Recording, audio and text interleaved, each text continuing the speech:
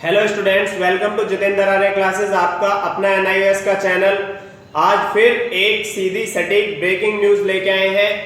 आज हम बेटा मार्क्स आपके कितने आएंगे, कितनी परसेंटेज आएगी, इस टॉपिक पर बात करेंगे। साथ ही साथ ये जानने की कोशिश करेंगे old student, new students, pass fail, TMA, practical marks, percentage, on demand, TOC, इन सब इश्यूज पर बात करेंगे। स्टूडेंट्स, मार्किंग स्कीम जो है समझनी आपके लिए बहुत ज्यादा टफ है, लेकिन फिर भी हमने उसे क्या है इजी लैंग्वेज में समझाने की कोशिश की है। तो अब चलते हैं अपने छोटे से क्लास। स्टूडेंट्स, आज आपके रिजल्ट के बारे में बात करते हैं। जो 10 जुलाई को नोटिस आया था उसमें आपकी 4 कैटेगरी बताई गई थी जिनके बेस पर आपको पास किया जाना चाहिए था। तो अब हम चारों कैटेगरी को वन बाय वन देखते हैं। फर्स्ट कैटेगरी क्या थी? अगर कोई स्टूडेंट 4 सब्जेक्ट में पास है तो उसके बेस्ट 3 सब्जेक्ट्स का एवरेज लिया जाएगा।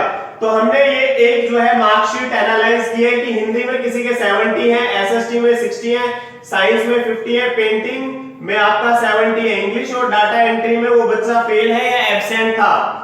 तो हम देखते हैं इसमें एवरेज कैसे निकाली जाएगी बेस्ट 3 की, यानी कि एक तो ये हाईएस्ट मार्क्स है, एक ये।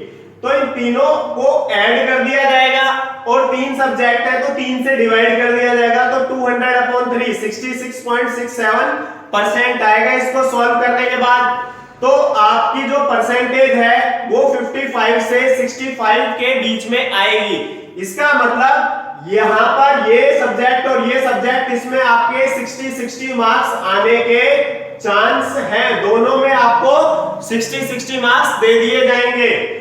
अब हम देखते हैं सेकंड केस जो है हमारा, वो क्या है आपका 3 सब्जेक्ट हैं और बेस्ट 2 केस, यानी कि 2 जो है बेस्ट सब्जेक्ट उनकी एवरेज लेके चलनी है। तो हम देखते हैं हिंदी में 70, एसएसटी में 60 और पेंटिंग में 70। तो इसमें बेस्ट 2 सब्जेक्ट्स कौन से हैं? ये दोनों हैं। मार्क्स निकालेंगे, दोनों को ऐड कर देंगे, 70 + 70 अपॉन में 2। तो ये कितना आ गया? 140 अपॉन में 2 इक्वल टू कितना आ जाएगा? इसको डिवाइड करने के बाद 70%। तो यहां पर भी आपका 60 to 70% आपका आ रहा है। तो अब यहां पर आपका जो है इसमें 65 यानी कि जो आपके एब्सेंट सब्जेक्ट हैं उसमें आपके 65 के अप्रॉक्स मार्क्स आ जाएंगे। और बेटा आपका अगर इन केसों में क्या है, हम ये मान के चल रहे हैं टीएमए प्रैक्टिकल दोनों जमा है। अगर आपके टीएमए जमा नहीं है तो आप इसमें से 10% लेस कर देना, और अगर आपके प्रैक्टिकल भी जमा नहीं है तो आप 10% और लेस कर देना। तो इस तरीके से आपकी परसेंटेज आ जाएगी। हमने पहले बताया था टीएमए और प्रैक्टिकल से आपकी परसेंटेज कम होगी। ओल्ड स्टूडेंट तो सारे पास हो ही जाएंगे, यानी कि जो 1 या 2 या 3 सब्जेक्ट्स में पास है। अब हम देखते हैं थर्ड केस जो था, बेसिकली वो 2 पार्ट में डिवाइडेड है। हम देखते हैं इसमें 2 सब्जेक्ट और 1 सब्जेक्ट में बच्चा पास है और लास्ट 3 पब्लिक एग्जाम्स में भी क्या है आपका उसकी परफॉर्मेंस चेक की जाएगी। तो जैसे हिंदी में 70 है, पेंटिंग में 70 है, तो ये बच्चा 2 सब्जेक्ट्स में पास है तो इसकी एवरेजिंग निकाली जाएगी 70 + 70 अपॉन में 2, तो 140/2 यानी कि 70%। तो लेकिन आपके मार्क्स जो आएंगे वो 60 to 70% आएंगे। और आपका इसमें एक चीज और ऐड कर रखी है, लास्ट 3 पब्लिक एग्जाम्स। देखिए अगर आपने लास्ट में वो एग्जाम्स दिए होंगे तो आप मोस्टली उसमें फेल हुए होंगे, एब्सेंट हुए होंगे, तो उसमें आपके कम मार्क्स आएंगे। तो उसमें क्या देखेंगे, बच्चे के कितने कम मार्क्स आए हैं। अगर ज्यादा कम आ रखे होंगे तो 10 या 20% इसमें से लेस हो सकता है। जैसे हमने यहाँ 60% बताया, 40 पे भी जा सकता है और 50% भी आ सकते हैं आपके। वो आपके लास्ट 3 पब्लिक एग्जाम के ऊपर डिपेंड करता है। यानी कि अगर हम सिंपल केस मान के चले तो यहां पर आपके 60 चारों सब्जेक्टों में आ जाएंगे। और अगर आपकी परफॉर्मेंस पब्लिक एग्जामिनेशन में खराब है तो 50-50 भी हो सकते हैं ये। अब हम इसका सेकंड पार्ट देखते हैं जिसमें बच्चा एक ही सब्जेक्ट में पास है। तो ये हिंदी में 70 आए हुए, बाकी सब में एब्सेंट था या एग्जामिनेशन फीस नहीं भरी थी या वो फेल था। तो इसमें तो एक ही सब्जेक्ट है तो उसकी एवरेज कितनी आ रही है? 70%। तो यहां पर भी सेम यही चीज होगा, 60 to 70% उसके आने के चांस है। अगर उसकी परफॉर्मेंस दिख ही रहा है उसमें खराब तो होगी ही, पर 3 पब्लिक एग्जामिनेशंस में, तो वहां पर आपका 10 या 20% और भी कम हो सकता है, यानी कि 50 to 60। यानी कि अगर हम मिनिमम मान के चले तो यहाँ सब जगह आपका बच्चे के मार्क्स कितने कितने आ जाएंगे, सारे सब्जेक्ट्स में 50-50। तो ये आपकी मार्किंग स्कीम है। अब कुछ स्टूडेंट्स ऑन डिमांड और टीओसी वाले कंफ्यूज हैं, उनके लिए बेटा सीधा मार्क्स का यही पैटर्न चलेगा। उनके भी यही होता है कि या तो वो एक सब्जेक्ट में पास होते हैं, या 2 सब्जेक्ट में होते हैं, या 3 में, या 4 में। तो उनकी मार्किंग स्कीम भी सेम है, इसी तरीके से उन्हें मार्क्स दिए जाएंगे। तो आप इसका स्क्रीनशॉट ले सकते हैं। 4th पॉइंट और रह गया आपका, जिसमें न्यू स्टूडेंट और फ्रेशर का केस है, जिसमें आपको टीएमए प्रैक्टिकल और लास्ट 3 पब्लिक एग्जाम के बेस पर जो है पास किया जाना है। तो बेटा मान लिया ये 6 सब्जेक्ट आपने भरे थे, डिफरेंट और भी हो सकते हैं। टीएम में जो है आपके मार्क्स आ रखे 15 15 15 और इस तरीके से आ रखे बाकी सब्जेक्ट्स में भी। तो आप इसमें एक ध्यान देने वाली बात है, ये थ्योरी वाले सब्जेक्ट है, तो इसमें आपका 20 मार्क्स का टीएम में है, 20 में से 15 आ रखा है। लेकिन साइंस का 17 का है, पेंटिंग का 6 का है, डाटा एंट्री का 8 का है। तो कई बार पेंटिंग डाटा एंट्री के स्टूडेंट्स को प्रॉब्लम रहती है, कहते हैं सर हमें मार्क्स कम मिले हैं।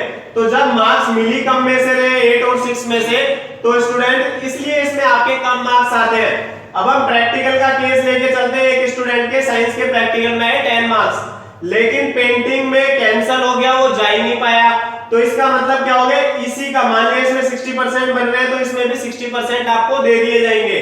और जो डाटा एंट्री ऑपरेशन का था प्रैक्टिकल, उसमें वो एब्सेंट हो गया स्टूडेंट, तो एब्सेंट हो गया तो इसमें उसके 10% लगा लीजिए आप, कम हो जाएंगे।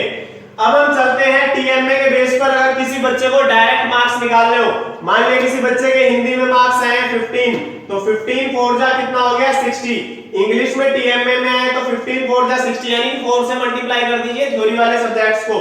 साइंस वाले में क्या करेंगे, 5.5 से मल्टीप्लाई कर देंगे, यानी क्या हो जाएगा आपका जो 10 और 5.5 है तो 55, यानी कि 55 मार्क्स आ जाएंगे।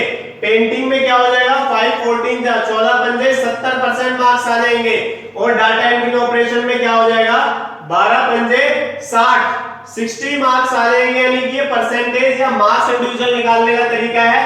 अब हम देखते हैं मार्क्स कैसे निकाली जाए आपकी परसेंटेज। सबसे पहले जो ये मार्क्स है इनको ऐड कर दीजिए, 65 आ गया, कितने में से है 20 20 20 प्लस 17 प्लस 6 प्लस 8 91 आए, इनटू में 100 कर दिया 71.42% आया।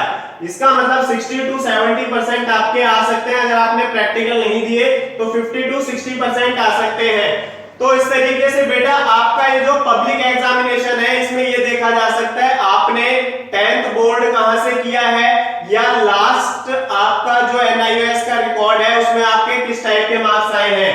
तो हमें पास होने के लिए 3 बेस चाहिए, पास सब्जेक्ट्स और टीएम में जरूर चाहिए। प्रैक्टिकल आपके मार्क्स क्या कर देगा, उन सब्जेक्ट में इंक्रीज कर देगा।